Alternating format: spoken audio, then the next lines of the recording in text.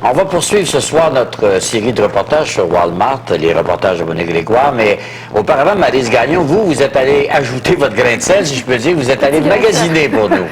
C'est ça. Hier après-midi, ce qu'on a fait, c'est un petit test, mais vraiment là, pas scientifique du tout. C'est qu'on est allé aux Zellers à Longueuil, sur la rive sud de Montréal, et on a vraiment choisi 10 articles au hasard. On peut les voir ici. On a choisi des articles de tous les jours, du savon à lessive, de l'assouplisseur, du papier hygiénique et tout ça. Et on a acheté exactement les mêmes articles au Walmart.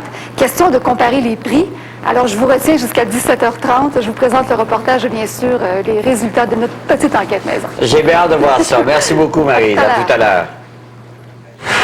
Herbie Moreau revient d'Hollywood avec un entretien exclusif avec Tom Cruise.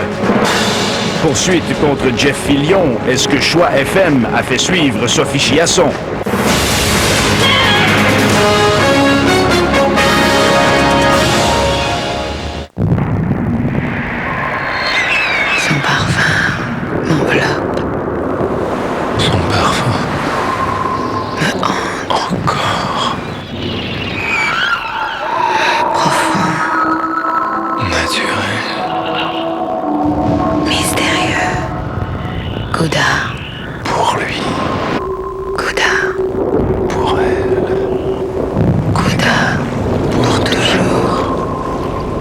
Merci pour la belle soirée. Ça me fait plaisir.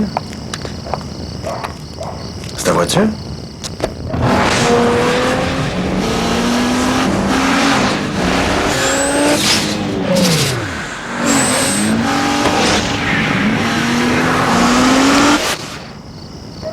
Jamais le premier soir. Viens-tu prendre un café? OK. La Maxima de 265 chevaux de Nissan. Et un Loto 649 avec ça, s'il vous plaît. Bien sûr, madame. En passant, mon nom, c'est Marc. Marc. Et si je peux faire quelque chose pour vous, mon nom, c'est... Marc.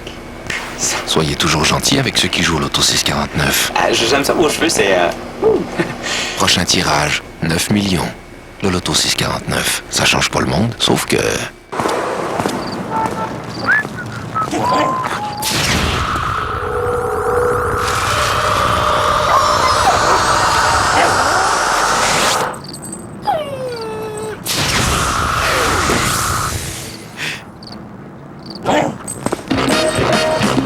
C'est la super vente. Vidéocassette Fujifilm, 99 cents.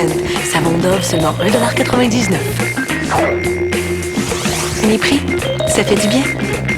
Mesurez vos connaissances à 21. Le jeu télévisé animé par Guy Mongrain. Préparez vos réponses. On a beaucoup de questions. 21, du lundi au vendredi, 18h30 à TVA. Cette semaine, dans ma caméra, le couple gagnant d'Occupation Double déménage. Non, regarde, attends, je laisse ça comme ça, je vais les enrouler dans du papier après. Ah, j'ai pas fini, là. C'est vrai, il est bon cuisinier? Super bon. Ouais. Dans ma caméra, ce jeudi, 19h à TVA. À Star System, Herbie Moreau vous emmène vivre son trépidant week-end des Oscars, là où le tout Hollywood fête d'un party à l'autre. Pendant que Halle Berry remportait le Raspberry de la pire actrice, Hilary Swank allait chercher son 2e Oscar en carrière. Et Tom Cruise partait fêter en moto. Aéro Caramel présente Star System ce jeudi 19h30. Ne manquez pas le magazine Star System en kiosque dès maintenant. Les bouillons ont envahi la cafétéria!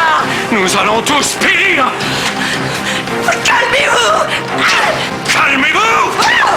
Le cœur a ses raisons. Ce jeudi 20h à TVA. Une présentation de McDonald's. Ce TVA en bref, une présentation des restaurants normandins.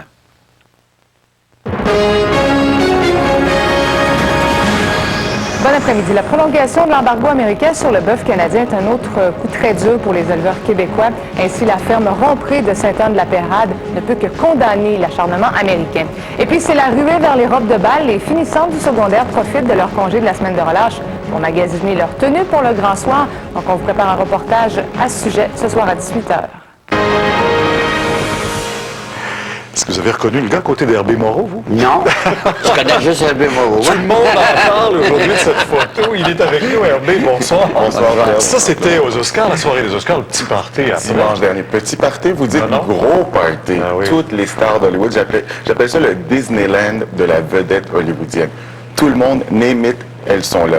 Sauf que il faut faire un tapis rouge, puisqu'on sort de la soirée des Oscars et on va... C'est à proximité? C'est, à 10 minutes en voiture. Mais ensuite, ce qui se passe, c'est qu'il y a des gens qui veulent seulement aller à la soirée, qui ne veulent pas aller aux Oscars parce que la soirée est longue. Est-ce que Tom Cruise était de ceux-là? Tom Cruise, comme vous voyez, il n'est pas du tout en Pas tuxedo. du tout. Lui, probablement qu'il a regardé les Oscars à la maison et après, il s'est dit, je prends ma moto, ma Ducati, et je pars à la soirée du Vanity Fair, du magazine Vanity Fair. Et c'est un coup de chance, vous l'avez pincé comme moi. Je faisais le tour du bloc et j'ai vu justement Tom Cruise arriver en moto. Vous n'étiez pas sûr que c'était lui? J'étais sûr que c'était lui. Ah oui? La raison pour laquelle j'étais sûr que c'était lui, parce que j'ai vu les bodyguards non pas arrêter la moto, mais l'aider justement à rentrer dans le parking de la soirée. Et je m'étais souvenu que Tom Cruise était un des seuls qui faisait de la moto. C'est un maniaque de moto? C'est un maniaque de moto et j'ai dit à mon caméraman, c'est Tom Cruise. Donc ce soir à Star System, on va voir ces images-là. Ce petit échange. C'est un beau, bravo. C'est un beau coup. En tout cas, ce qui a été intéressant, c'est que Access Hollywood, la célèbre émission, n'avait pas ces images-là et m'a appelé et a voulu que je leur vende.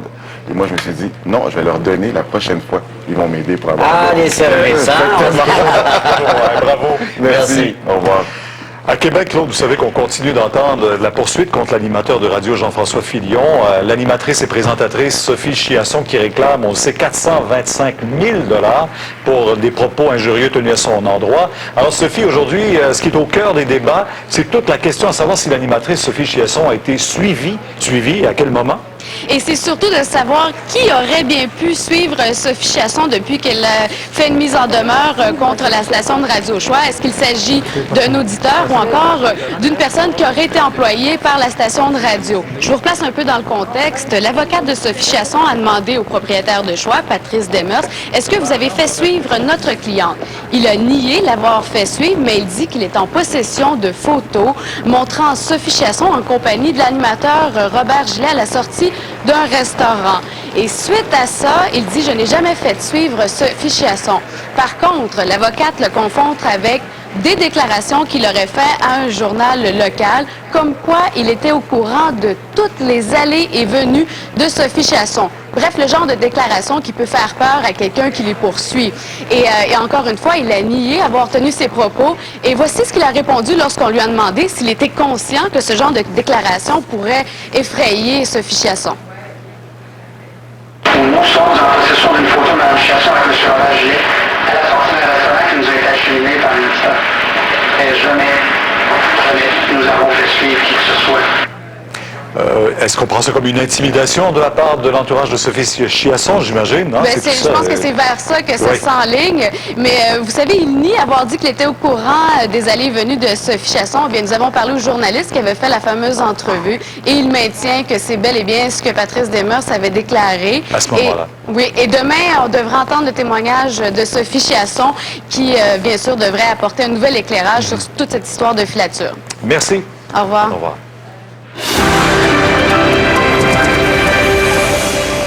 C'est le vent aujourd'hui aussi qui était très froid. On voyait la poudrerie un peu sur les routes également. Oui, Pierre, écoutez, aujourd'hui, c'était très froid. On était plusieurs degrés sous les normales de saison partout au Québec. Et comme vous le disiez, les vents soufflaient d'ouest à 30 km/h avec des rafales jusqu'à 50.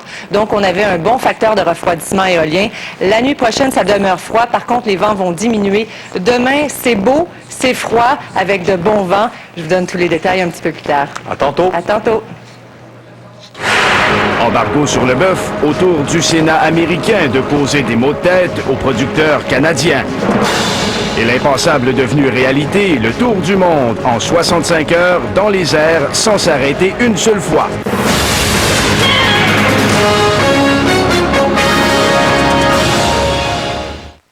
Demain, dans le Journal de Montréal, lisez l'entrevue exclusive avec les deux fils d'Olivier Guimont, 34 ans après son décès.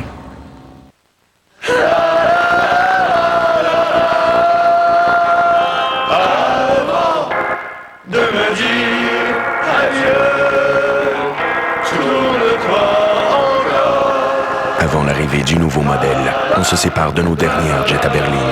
0 première mensualité, 0 dépôt de sécurité et 0 comptant à la location. Prendre le volant sans rien payer.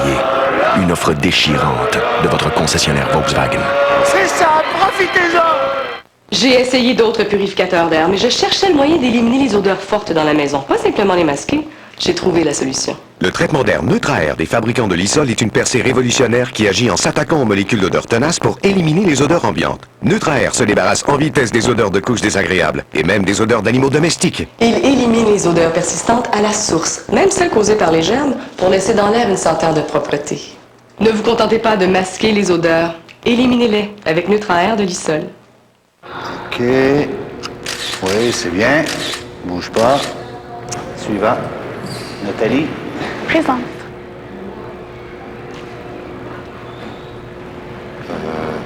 Vous savez, je reviens aussi lundi. Ah non, je suis prête. Ah bon? Un beau sourire. Voici la pizza Crescendo de McCain avec sa croûte qui lève au four. Pleine de fraîcheur et de saveur, elle lève à vue d'œil. Rien ne lève comme une Crescendo. Qui suis-je? Je suis long. Je suis dehors. Je suis...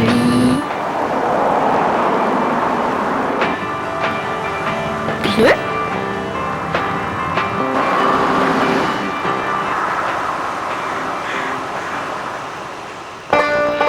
Voici le nouveau menu bleu, le choix du président. Une gamme de plus de 80 produits aussi bons au goût que bons pour vous. Parfois, une ancienne relation peut vous faire un cadeau surprenant. Un petit quelque chose que vous pourriez refiler à un nouveau partenaire sexuel n'importe quand. Pas seulement lorsque vous avez des symptômes d'herpès génital.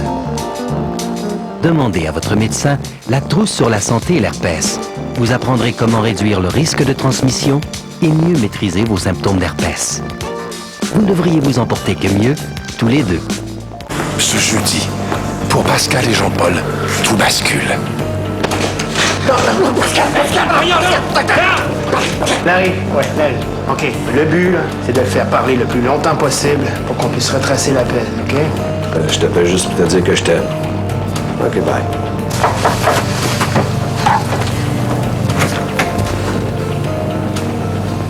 Tout de suite après Le cœur a ses raisons, voyez Vice caché, ce jeudi 20h30 à TVA. Vous regardez le TVA 17h avec Pierre Bruno et Claude Charles. Cette question de l'embargo, Claude, l'embargo du bœuf canadien, c'est au cœur des débats aux États-Unis. On était à 4 jours de l'ouverture des frontières. Hier, c'était un tribunal, c'était une décision temporaire, mais là, c'est même une décision du Sénat qui a voté cet après-midi contre, finalement, son gouvernement et le président Bush. Mais là, le président, l'inaudible, se dit prêt, lui, à renverser la décision du Sénat. Ça met le Canada dans une drôle de situation, tout ça, là, hein? Oui, exactement, Pierre. En fait, le président Bush a dit qu'il ne tiendrait pas compte de la résolution du Sénat, qu'il veut rouvrir les frontières, sauf qu'avec la décision du juge américain hier, le résultat est le même, c'est que les frontières sont fermées. Ça va être une chose dont devra parler M. Bush avec M. Martin. Vous savez, il se rencontre le 23 mars au ranch de George W. Bush avec Vicente Fox, le président mexicain. Et il y aura beaucoup de choses dont ils devront se parler, parce qu'il n'y a pas que cette histoire de vache folle. Il y a aussi, bien entendu, le bouclier antimissile. Jeudi, Paul Martin a téléphoné à George W. Bush. Le président américain n'a pas pris l'appel et n'a pas encore rendu l'appel, donc ils ne se parleront pas avant le 23 mars. Et puis hier, Frank McKenna, qu'on voit ici, l'ambassadeur canadien, a fait, oui, encore lui, a fait une autre sortie surprenante. Il a dit que la décision du Canada de ne pas participer au bouclier antimissile, eh bien, c'est le résultat direct de ces querelles commerciales qui pourrissent entre le Canada et les États-Unis. Donc, il parlait bien entendu des frontières fermées pour le bétail canadien et aussi du bois d'œuvre. Bah, rien pour adoucir les relations entre le Canada et les États-Unis, hein? Oui, absolument. Et puis Paul Martin, aujourd'hui, encore une fois, qui se retrouvait être obligé de corriger son ambassadeur et de dire qu'il n'a pas dit ce qu'il a dit. On écoute Paul Martin. L'ambassadeur n'a pas fait un lien direct. Vraiment, tout ce qu'il a dit, c'est que nous avons beaucoup de sujets qui sont d'un intérêt primordial, des sujets qui créent des tensions des deux bords. Et il va falloir les résoudre. Et on devrait travailler là-dessus. D'ailleurs, ça fait partie de son rôle. Bien sûr, Pierre, à force de se faire corriger, Frank McKenna, il perd de la crédibilité. Et puis, les relations entre Washington et Ottawa ne s'améliorent pas. Il devait redevenir au beau fixe avec le départ de Jean Chrétien à l'arrivée de Paul Martin, mais vraiment, on n'en est pas là. Ça fait combien de temps, M. McKenna, qui est là-bas, là? Il a pris officiellement son poste cette semaine. Je crois que c'était hier, mais déjà, vous savez, il y a quoi? Il y a une semaine, 2 semaines qu'il avait déjà fait quelques sorties surprenantes. Merci, Lina. Au revoir.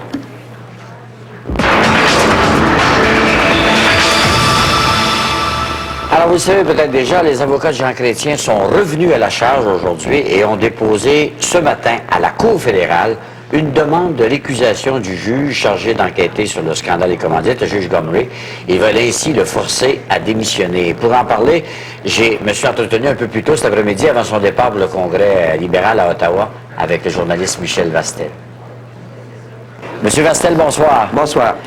Le juge Gomery a été critiqué par les avocats de certains des partis, dont les avocats de Jean Chrétien depuis le début, mais là, cette fois, ce recours à la Cour fédérale pour une récusation du juge, est-ce que Jean Chrétien ne va pas un peu trop loin? Ben, tout à fait, parce que d'abord, ça a l'air du grincheux qui n'aime pas ça se faire critiquer dans les journaux, ni par le juge Gomery. Deuxièmement, on a l'impression qu'il a peut-être quelque chose à cacher, puisqu'il veut faire arrêter la commission en quelque sorte et changer de juge. Et troisièmement, parce que ça sert à rien. La Cour fédérale va être obligée d'attendre 60 jours avant de commencer à entendre la requête de M. Chrétien. Or, dans 60 jours, le 1er mai, la commission Gomery sera à la toute fin de ses audiences. Alors, ça ne servira pas à grand-chose, sauf que, M. Charon, vous connaissez ça, aujourd'hui, c'est l'ouverture du Congrès du Parti libéral du Canada. Il n'y avait pas mieux pour embarrasser Paul Martin, et je pense que c'est ce que cherche M. Chrétien d'abord. Vous pensez que c'est l'idée qu'il avait derrière la tête, comme on dit? Écoutez, il est mécontent depuis le début de cette affaire-là, parce que non seulement M. Chrétien lui-même, mais ses amis se font attaquer, rouler dans la boue, en quelque sorte, et bien entendu, vous savez, M. Chrétien, c'est quelqu'un qui aime ça se venger, hein? C'est quelqu'un de violent à l'occasion quand il est attaqué. Rappelez-vous comment il a traité le petit Bill Clennett à Ottawa. Alors, c'est ça qu'il est en train de faire avec le juge Gomery.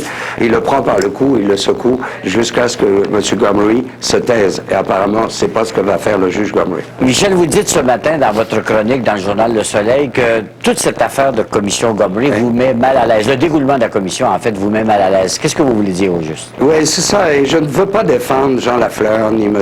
Chrétien, ni M. Jean Pelletier, etc. C'est que la commission Gomery pose des questions sans donner toute sa preuve, ce qu'il serait obligé de faire dans un procès en règle devant un juge. Deuxièmement, c'est que le juge Gomery lui-même a une façon de poser les questions qui n'est pas très correcte. Disons, un journaliste pourrait se permettre ça, de dire, par exemple, à Jean-Carl, ben, dans le fond, votre affaire, ça ressemblait à du blanchiment d'argent. Et le témoin n'a pas eu de choix que de dire « Oui, si vous voulez, c'est ça ». Mais, vous savez, c'est pas seulement une commission d'enquête pour faire dire des choses à des témoins, c'est aussi un tribunal de l'opinion publique. Et le juge Gomery, je trouve qu'il les tire pas mal la corde pour mettre ses témoins dans l'embarras. Et en fait, pour les faire passer pour des bandits et des voyous. Merci beaucoup, Michel. Au revoir.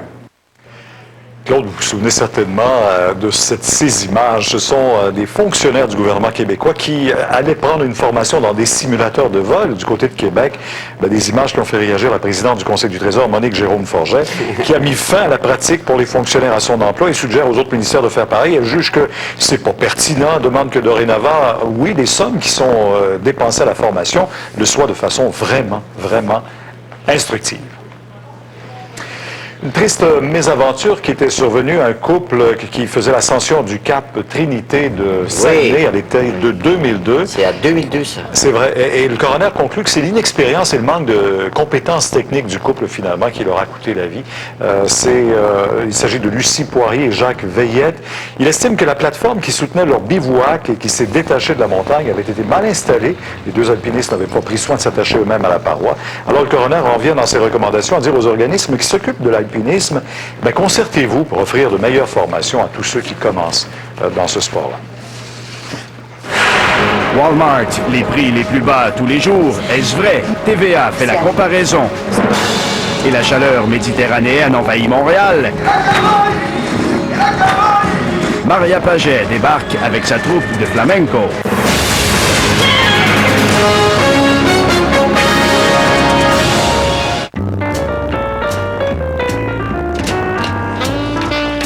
1954, RBC a mis des conseillers hypothécaires au service d'un tas de gens comme vous et moi. Ce qui a changé, aujourd'hui, c'est chez nous que je vois mon conseiller. Et ça me rend service.